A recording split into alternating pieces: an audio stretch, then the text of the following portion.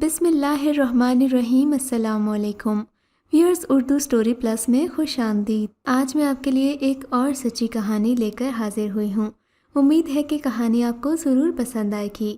کہانی پسند آنے کی صورت میں اس ویڈیو کو لائک کیجیے اور اس طرح کی مزید کہانیاں سننے کے لیے ہمارے چینل اردو سٹوری پلس کو سبسکرائب کیجیے۔ ثانیہ میرے اسکول کے زمانے کی دوست تھی۔ وہ سنجیدہ اور نیک اتوار تھی۔ ماں بچپن میں فوت ہو گئی تھی۔ سوتیلی ماں نے اس کو پالا تھا۔ کچھ خواتین اچھی طبیعت کی ہوتی ہیں جو سگے سوتیلے بچوں میں فرق نہیں رکھتی، سب کو ایک جیسا پیار دیتی ہیں۔ لیکن ثانیہ کی سوتیلی ماں بہت زیادہ مہربان عورت نہیں تھی۔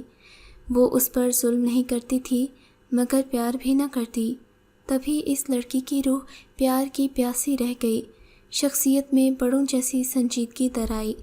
مجھے اس کی شخصیت کا یہی پہلو پسند تھا۔ مجھے چھچھوری اور کھنڈرلے مزاج کی لڑکیاں پسند نہیں تھیں۔ میں خود بھی سنجیدہ مزاج تھی۔ اس لڑکی سے دوستی ہوئی تو لگا جیسے میری ذات مکمل ہو گئی۔ ثانیہ کچھ دن لیے دیے رہی، لیکن وقت کے ساتھ ساتھ اعتبار آتا گیا۔ تب ایک روز اس نے بتایا کہ اس کی ماں سوتیلی ہے اور باپ بیمار۔ اس کا ایک ہی بھائی تھا جو چھوٹی امی سے تھا۔ وہ بھائی سے پیار کرتی تھی مگر بہن کی کمی محسوس ہوتی تھی۔ مجھ سے ملی تو اس کی یہ کمی دور ہو گئی۔ ہم سہیلیوں سے زیادہ بہنوں جیسی تھیں۔ امی ثانیہ کے حالات سے واقف ہو گئیں تو بیٹیوں سے بڑھ کر اسے چاہنے لگیں۔ وہ ثانیہ کا بہت خیال رکھتی تھیں۔ میرے لیے خریداری کرتیں تو اس کے لیے بھی تحفے لاتی۔ میری اس سے چھٹی جماعت میں دوستی ہوئی تھی۔ وقت گزرتے دیر نہیں لگتی، ہم چھٹی سے 10ویں میں پہنچ گئے، کیونکہ اب اسکول کا وہ سنہری دور ختم ہو گیا تھا جب ہم روز ملا کرتے تھے۔ میٹرک کے فوراً بعد میرے لیے ایک اچھا رشتہ آ گیا۔ ماجد سے منگنی ہو گئی، پھر 1 سال بعد شادی بھی ہو گئی۔ ان دنوں میری عمر 17 سال تھی۔ ابھی شادی کے بندھن کو دل سے قبول نہیں کیا تھا۔ شادی کے بعد والدین اور بہن بھائیوں کی یاد بہت ستاتی تھی۔ جی چاہتا کہ اڑ کر میکے جا پہنچوں۔ ماجد مجھ سے عمر میں 12 سال بڑے تھے۔ وہ آفیسر تھے اور زندگی کی سب آسائشیں میسر تھیں، مگر میرا دل گھر میں نہیں لگتا تھا۔ روح کا رشتہ میکے سے جڑا ہوا تھا۔ ماجد کے والدین گاؤں میں رہتے تھے۔ وہ شہر میں رہنا پسند نہیں کرتے تھے، جبکہ ماجد کو ملازمت کی وجہ سے وہاں رہنا پڑتا تھا جہاں تعیناتی ہوتی تھی۔ نئی شادی تھی۔ وہ صبح آفس چلے جاتے۔ میں سارا دن اکیلی بور ہوتی۔ امی اپنا گھر چھوڑ کر نہیں آ سکتی تھیں۔ تبھی میں ثانیہ سے التجا کرتی کہ تم آ جاؤ، اکیلے گھر میں جی گھبراتا ہے۔ اس کی امی کو فون کر کے منت سماجت کرتی کہ آنٹی ثانیہ کو میرے پاس بھیج دیں، اکیلی ہوتی ہوں۔ خاص طور پر جب ماجد کسی دوسرے علاقے کے دورے پر جاتے ہیں تو میں خود کو بہت تنہا محسوس کرتی ہوں۔ تب آنٹی مہربانی کرتی اور ثانیہ کو میرے یہاں 1-2 روز رہنے کی اجازت دے دیتی۔ ثانیہ کا بھائی بلال اسے میرے گھر چھوڑ جاتا۔ جب ماجد لوٹتے وہ بھائی کو فون کر دیتی تو وہ اسے آ کر لے جاتا۔ ثانیہ جب تک میرے ساتھ رہتی گھر میں دل لگا رہتا۔ اس کے جاتے ہی میں پھر سے اداس ہو جاتی۔ میرے شوہر خوبصورت ہنسمکھ اور مہربان فطرت کے تھے، مگر نہ جانے کیوں انہیں دیکھ کر مجھے گھبراہٹ ہوتی تھی۔ البتہ ثانیہ ہوتی تو ان کے ساتھ بھی خوش و خرم ہوتی اور ہنسی مذاق کرتی، لیکن جب ہم دونوں میاں بیوی اکیلے ہوتے تو میرا ان میں دل ہی نہ لگتا۔ میں ان سے دور دور رہتی۔ ایسا رویہ میں کسی رد عمل کے طور پر اختیار نہیں کرتی تھی۔ ان سے مجھے کوئی شکایت نہیں تھی، بس یہ کچھ نہ سمجھ میں آنے والا احساس تھا جسے صرف میں یا میرا شوہر محسوس کرتے تھے۔ تبھی ماجد اکثر شام کو کبھی امی کے پاس اور کبھی ثانیہ کے گھر لے جاتے تاکہ میں اداس نہ رہوں۔ شادی کے 1 سال بعد میں ایک بچی کی ماں بن گئی۔ دل بہل گیا مگر بچی کو سنبھالنا مشکل ہو گیا۔ امی اپنے گھر میں مصروف رہتی تھیں۔ وہ میرے پاس آ کر کب تک رہتی؟ کبھی ملازمہ ملتی، کبھی نہ ہوتی۔ میری پریشانی بڑھ جاتی۔ ایسے میں میری زندگی اجیرن ہو جاتی۔ انہی دنوں ایک حادثہ ہو گیا۔ ثانیہ کے ابو کافی عرصے سے بیمار تھے، ہسپتال میں داخل ہو گئے۔ ایک روز ثانیہ اپنے بھائی کے ساتھ موٹر سائیکل پر اپنے والد کو دیکھنے جا رہی تھی کہ سامنے سے آتی ایک گاڑی سے موٹر سائیکل ٹکرا گئی۔ بلال کو کافی چوٹیں آئیں، زندگی بچ گئی، مگر ثانیہ کی ٹانگ کی ہڈی ٹوٹ گئی۔ بدقسمتی سے وہ ماجد کے محکمے کی گاڑی تھی، ڈرائیور گاڑی چلا رہا تھا، ماجد بھی ساتھ بیٹھے تھے۔ جب گاڑی سے اتر کر دیکھا تو متاثرہ افراد بلال اور ثانیہ تھے۔ ان کو بہت افسوس ہوا کہ ان کے ڈرائیور کی غلطی سے یہ دونوں ہی زخمی ہو گئے تھے۔ فوراً ہسپتال لے گئے۔ چند دنوں بعد بلال ٹھیک ہو گیا، مگر ثانیہ کی ٹانگ کا فریکچر ایسا تھا کہ وہ 2 ماہ تک چلنے پھرنے سے معذور رہی۔ انہی دنوں اس کے ابو کا بھی انتقال ہو گیا۔ یہ دن ثانیہ کے لیے کسی آزمائش سے کم نہیں تھے۔ اپنے والد کی وفات کے صدمے سے وہ نڈھال تھی کہ اس حادثے نے مایوسی کے سمندر میں دھکیل دیا۔ 4 ماہ کے بعد وہ چلنے پھرنے کے قابل ہو سکی، مگر ٹانگ میں لنگ پیدا ہو گیا۔ اس وجہ سے وہ بہت افسردہ رہتی۔ ان دنوں میرے ہاں دوسرے بچے کی پیدائش متوقع تھی، لہٰذا بہت کم اس کی عیادت کو جا پاتی۔ البتہ ماجد کو تاکید کرتی رہتی۔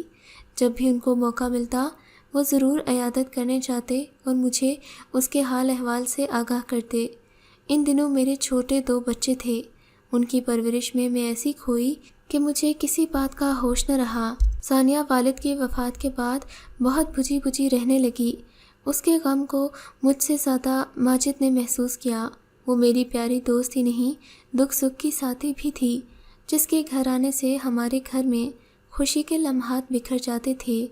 صدمے کی بات یہ تھی کہ اس کا ایکسیڈنٹ میرے شوہر کی گاڑی سے ہوا تھا اور ٹانگ میں لنگ اسے تحفے میں مل گیا تھا۔ اس وجہ سے بھی ماجد خود کو اس کی خوشیوں کا قاتل سمجھتے تھے۔ 2 کمسن بچوں کی پرورش نے مجھے آتمہا کر دیا۔ کسی بات کا ہوش نہ رہا، یہ تک یاد نہ رہتا کہ ماجد کے لیے کھانا بنایا بھی ہے یا نہیں۔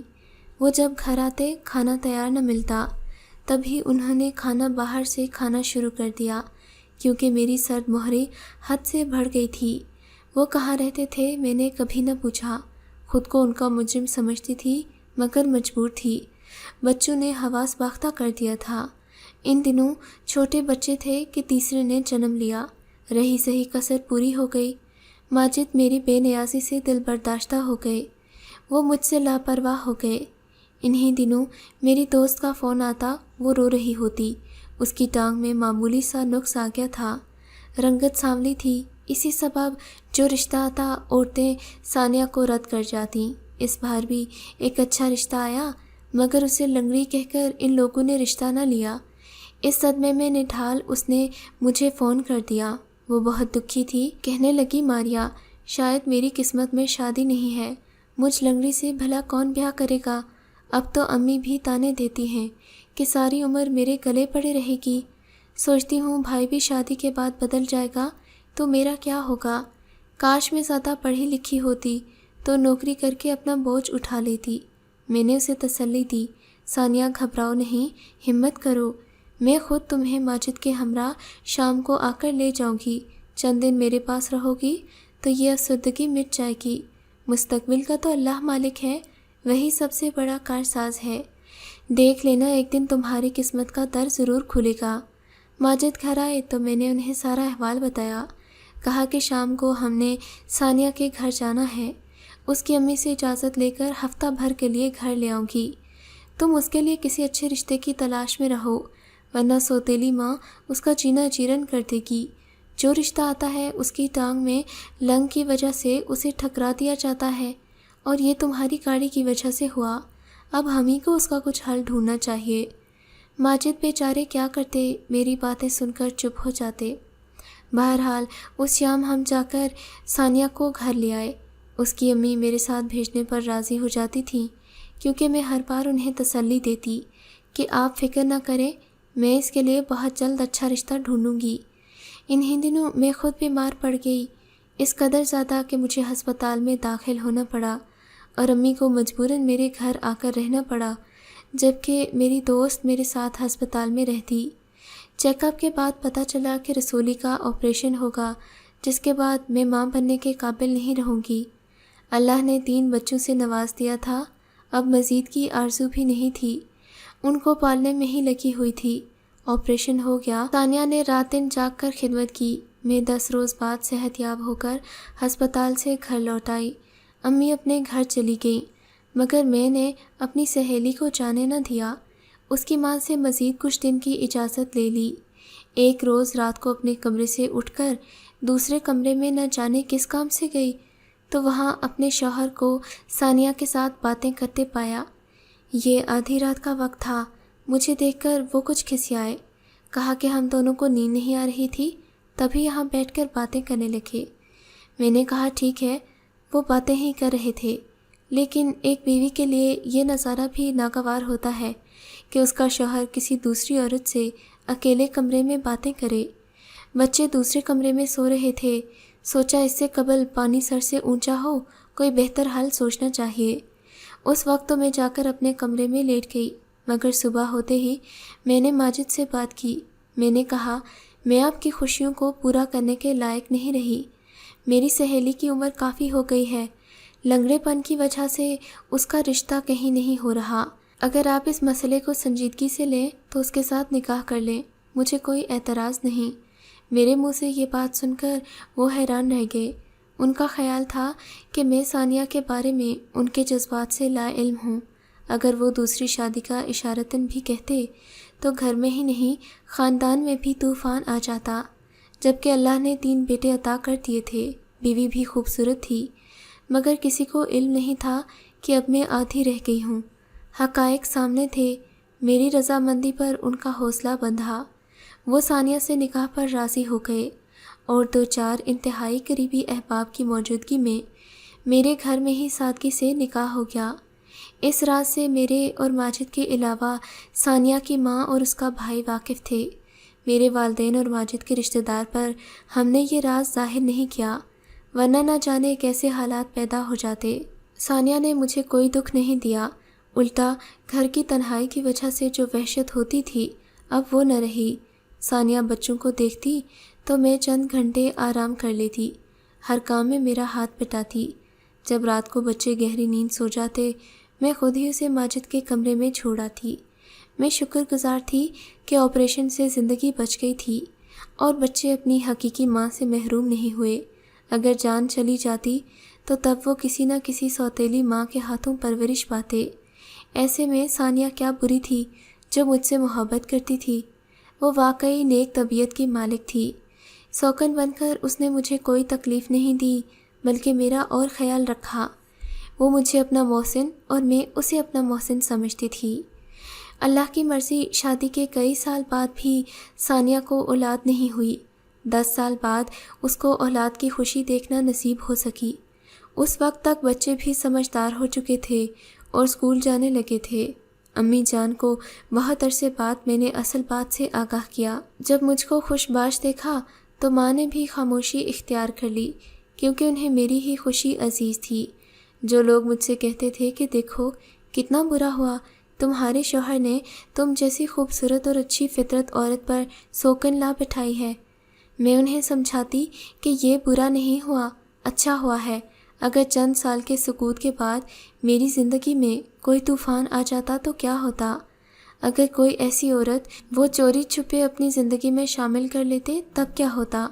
کوئی ایسی عورت کو پسند کر لیتے جو مجھے برداشت نہ کر پاتی یا میرے بچوں پر قہر بن کر ٹوٹتی، تب میں بچوں کو لے کر کدھر جاتی؟ سو جو ہوا ہے بہت بہتر ہوا۔ بہت سمجھ کر میں نے لنگڑی اور معمولی صورت کی یتیم لڑکی کو قبول کیا۔ میں نے نیکی کی ہے اور نیکی کا بدلہ سوائے نیکی کے اور کچھ نہیں ہوتا۔ اگر آپ کو یہ کہانی اچھی لگی ہے تو ہماری ویڈیو کو لائک کیجیے اور اس طرح کی مزید کہانیاں سننے کے لیے ہمارے چینل کو ضرور سبسکرائب کریں۔